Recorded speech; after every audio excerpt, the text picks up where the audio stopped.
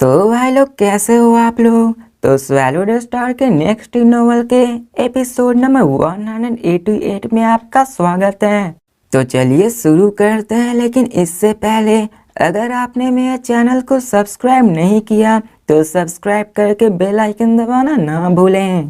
तो जैसा कि हमने पिछले एपिसोड में देखा कि लू फेंग ने उस रैंक को पास कर रैंक नंबर 3 को हासिल किया होता है। वहां पे तभी एक बंदा आके लू फेंग और रोंगजुन को बुलाता है, और जैसे ही लू फेंग और रोंगजुन घूम के देखते हैं तो वहां पे नंबर 13 होता है, और उसी के साथ 1008 अनडाइंग बिंग भी हवा में फ्लोट कर रहे होते हैं। और वहां पे वो बंदा सबसे कहता है कि तुम सब जाओ अपने लिविंग क्वार्टर्स में।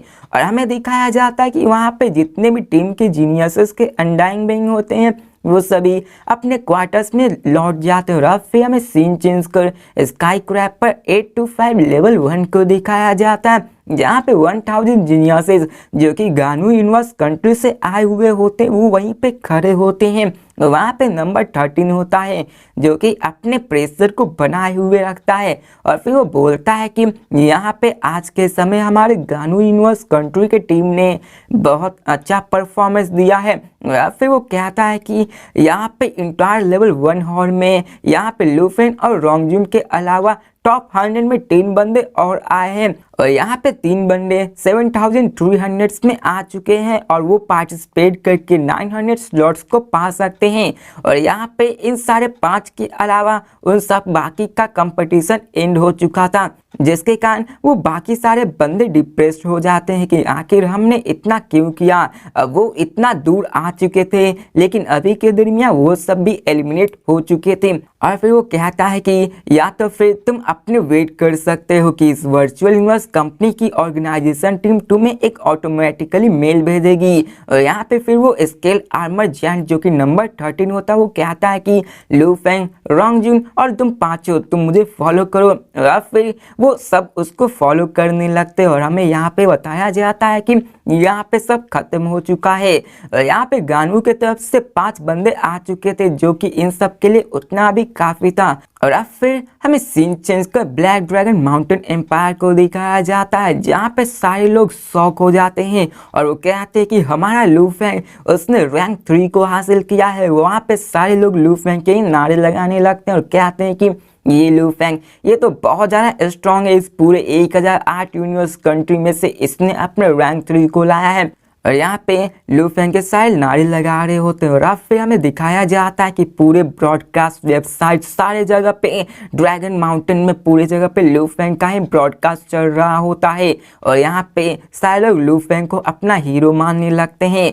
अब यहाँ का जो ब्लैक ड्रैगन माउंटेन स्टारफील्ड था उसे कोई नहीं जानता, लेकिन लू फेंग के इस कारनामे के कारण सारे लोग ब्लैक ड्रैगन माउंटेन एम्पायर का नाम जानने लगे थे। और अभी के दरमियान हमें एम्परर को दिखाया जाता है, जहाँ पे एम्परर भी इस बात से बहुत ज़्यादा खुश हो जाते हैं। और यहाँ पे हमें सीन चेंज को ब्रॉलिन को दिखाया जाता है, जहाँ पे उसे भी इस न्यूज़ की इंफॉर्मेशन मिलती है, और वो अपने दांत को पीसते हुए कहता है कि ये लू फेंग आखिर ये ऐसा कर कैसे सकता है। और अभी के दरमियान वो बहुत ज़्यादा गुस्से में होता है, और देखा जाए तो उसकी स्ट्रेंथ इतनी ज़्यादा नहीं थी कि वो लू फेंग का सामना कर सके, क्योंकि उसकी होम और गैलेक्सी और रिलेशनशिप वो लू फेंग की जितनी हाई नहीं थी, उसके पास इतने पावर भी नहीं थे कि वो वर्चुअल यूनिवर्स कंपनी का कोर मेंबर का सामना कर सके। हमें बताया जाता है कि ये वर्चुअल यूनिवर्स कंपनी उन 5 ग्रेट लेवियाथन में से है, जो कि इनमें से उन 4 से आगे निकला हुआ है। और यहाँ तक कि 1008 यूनिवर्स कंट्री के अनडाइंग बेंग भी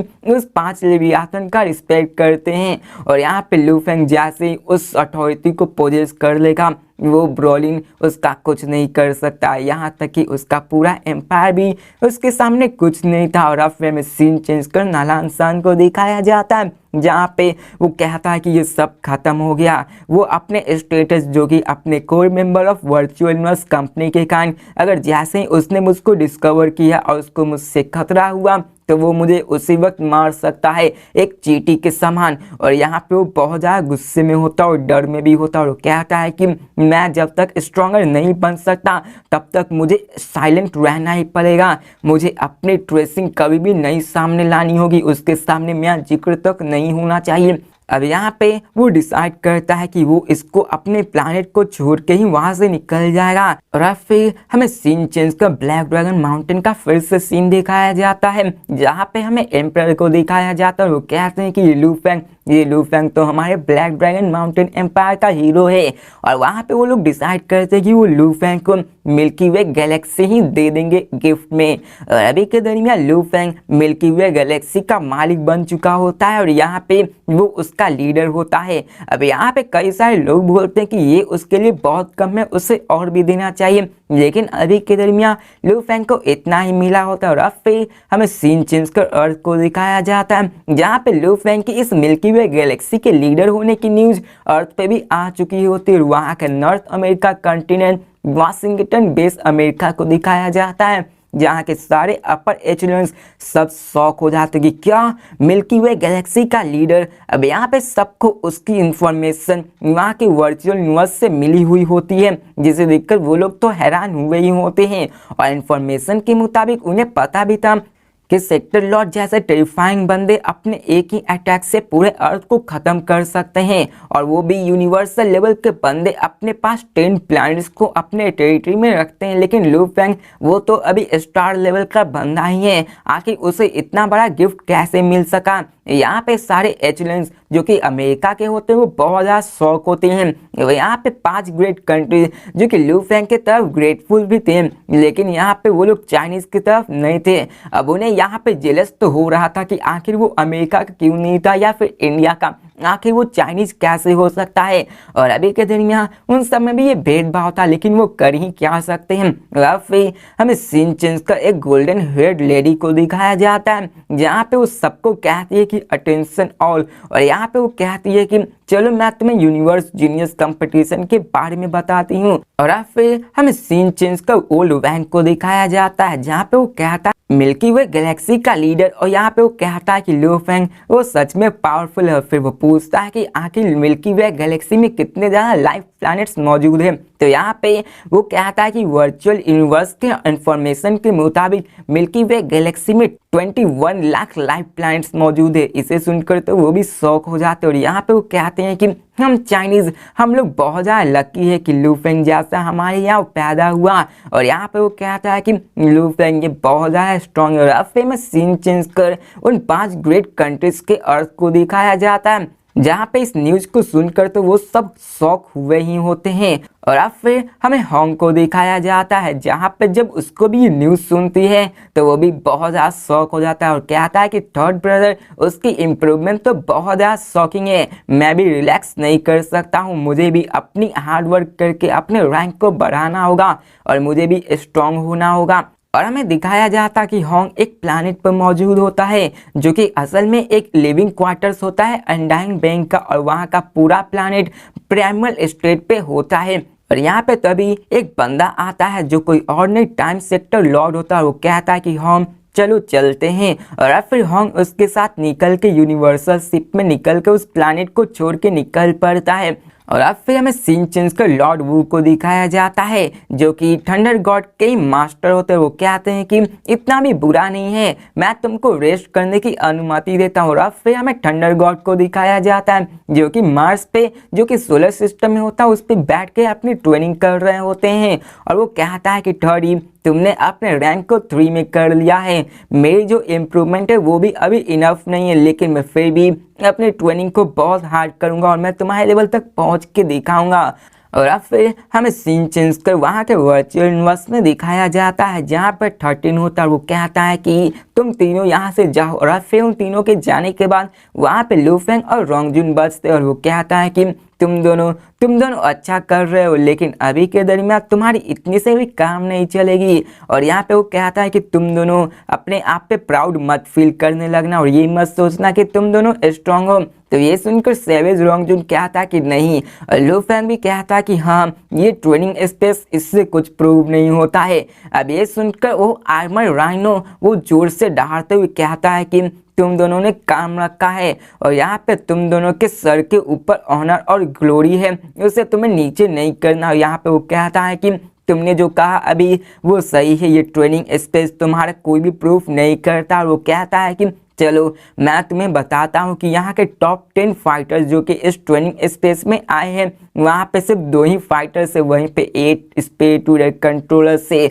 तो ये सुनकर लू फैंग के एक्सप्रेशन भी चेंज हो जाते कि क्या यहाँ पे 8 कंट्रोलर से जो कि लू फैंग के ही जैसे हैं। और यहाँ पे लू फैंग भी समझ जाता है कि इसी का लू फैंग के पास इतना ज़्यादा एडवांटेज था। और मैंने आपसे पहले भी कहा था कि उस जगह पे लू फैंग जो कि स्पीड ट्रेडर है उसके लिए एडवांटेज है फाइटर के मुकाबले। यहाँ पे वो कहता है कि तुम लोग क्या इसे समझे। और यहाँ पे फिर 13 कहता है कि ये ट्रेनिंग स्पेस सबसे ज़्यादा एडवांटेज में था स्पेस टूडे कंट्रोल में, फिर उसके बाद फाइटर्स के लिए। और यहाँ पे जो सबसे बुरी हालत हुई तो वो हिप्नोसिस्ट की हुई। और यहाँ पे वो कहता है कि एक हॉलिंग गॉड क्लैन जीनियस जिया लाक्ची जो कि अनडाइंग बैंक के हिसाब से टॉप 10 में आने के लायक है, लेकिन उसने भी इसमें 189 को रैंक में पाया। यहाँ पे ये साफ पता चलता है कि इस ट्रेनिंग स्पेस से तुमको कुछ नहीं पता चलता है। और यहाँ पे वो कहता है कि यहाँ पे 30 से 50 रैंक वाले भी नेसेसरी नहीं है कि वो कमज़ोर हो, यहाँ तक कि स्पेस टूडे हिप्नोसिस्ट वो सारे 100 के ऊपर आए हुए हैं। और यहाँ पे इनकी पूरी कहानी अलग है। और फिर वो कहता है कि तुम दोनों को कभी भी केयरलेस नहीं होना है और तुम सबको आगे बढ़ते ही रहना। और यहाँ पे लू फैंग और रोंग जून उसकी बातों को बड़े ध्यान से सुन रहे होते हैं। और फिर 13 कहता है कि अनडाइंग बैंक ने तुम्हारे ब्रॉडकास्ट को देखा, उन्होंने इससे कंक्लूड किया है कि लू फैंग तुम टॉप 10 में आ जाओगे। और यहाँ पे सेवेज रोंग जून की बात करें तो तुम टॉप 20 में भी आ सकते हो। और फिर लू फैंग और रोंग जून दोनों साइलेंट होते हैं। और फिर वो चुप होकर फिर से बोलता है कि यहाँ पे तुम्हारी ट्रू बैटल्स 1 वर्सेस 1 पे डिपेंड करेगी, तुम सबको कैसे भी करके टॉप 10 में आना है। और अगर फिर भी तुम लूज हुए तो तुम्हें इससे निराश नहीं होना। और यहाँ पे वो कहता कि जाओ अब तुम दोनों आराम करो क्योंकि कल से फाइनल स्लाउटर शुरू होने वाला है। और अब फिर हमें रोंग जून और लू फैंग को दिखाया जाता है जो कि उस कमरे से निकलकर साथ में आ रहे हैं। और यहाँ पे रोंग जून चिल्लाते हुए कहता है कि लू फैंग, जिसे देखकर लू फैंग उसकी तरफ घूमता और कहता है कि क्या हुआ। और यहाँ पे वो कहता है रोंग जून कि तुम्हारी इम्प्रूवमेंट ने मेरी रिस्पेक्ट को अर्न कर लिया है, मैं बस यही चाहता हूँ कि तुम मुझसे अरीना में फिर से आओ और मैं तुम्हें फिर से हराऊंगा। जिसे सुनकर लू फैंग स्माइल करते हुए कहता है कि चलो मुझे हराना चाहते हो, मैं भी इसका इंतजार कर रहा हूँ। और अब फिर हमें बताया जाता है कि वहाँ के मिलियंस ऑफ जीनियसेस वहाँ पे जो एलिमिनेट हुए थे, वहाँ के पूरे स्काई क्रैपर नंबर 825 में सिर्फ 6 ही बंदे बचे हुए थे और बाकी के सारे बंदे वहाँ से चले जा चुके थे। और अब फिर हमें दूसरे दिन का सीन दिखाया जाता है जहाँ पे लू फैंग रोंग जून के साथ 7300 जीनियसेस सेंट्रल प्लाजा में इकट्ठा होते हैं। और तभी वहाँ पे एक फॉर्मलेस एनर्जी आती है जिसके कारण वो 7300 ह्यूमन जीनियसेस वहीं पे अपना सर झुका देते हैं। और फिर वो ऊपर देखते हैं जहाँ पे एक फैमिलियर स्लिट हाउस अपीयर होता है। वो अभी ग्रीन आर्मर में होता है और उसके सर पे पर्पल स्केच बना हुआ होता है। उसके दरमियान कोई भी उसका सामना नहीं करने की हिम्मत करता है। लेकिन तभी हमें दिखाया जाता है कि वो सारे 1008 अनडाइंग बैंक उनके सामने झुकते और कहते सर नाइट, जिसे देखकर वो सारे जीनियस से शॉक हो जाते कि आखिर ये बंदा है कौन, जहाँ जिसके सामने ये 1008 अनडाइंग बैंक भी अपना सर झुका रहे हैं। अब यहाँ पे सर नाइट यूनिवर्सल नाइट होता है जो कि अनडाइंग बैंक से एक लेवल ऊपर होता है।